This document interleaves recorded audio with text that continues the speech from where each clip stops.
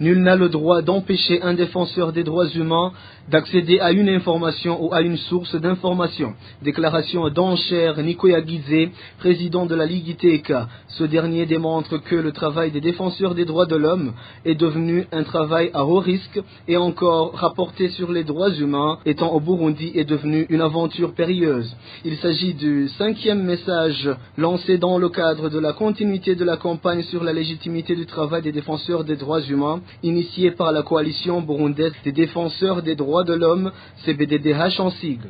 Suivez à ce propos Enchère Nicoya Guizé, président de la Ligue Iteka.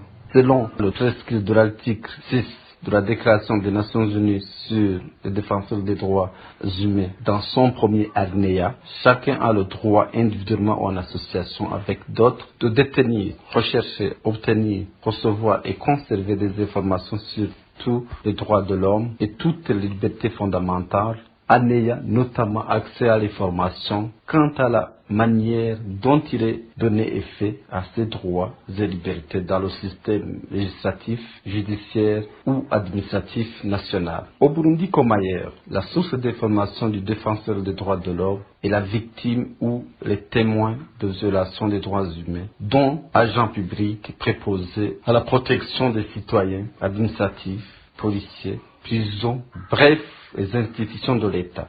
Selon le premier alinéa cité, nul n'a droit d'empêcher un défenseur de droits humains d'accéder à l'information ou à une source d'information.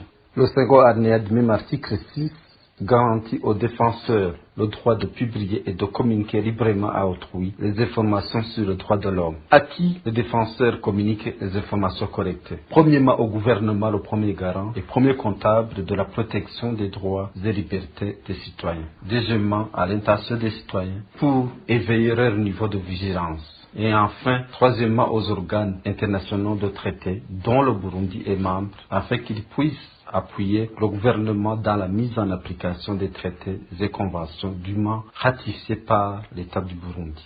Dans notre pays, les bourreaux agissent en totale impunité. Les défenseurs des droits humains, les journalistes et même les médecins ont du mal à accéder aux informations relatives aux violations. La prise de photos et de sons est devenue un crime passable de prison et des journalistes sont régulièrement harcelés. Bref, accéder aux informations est devenu un travail à haut risque et rapporter sur les droits humains au Burundi est devenu une aventure périlleuse.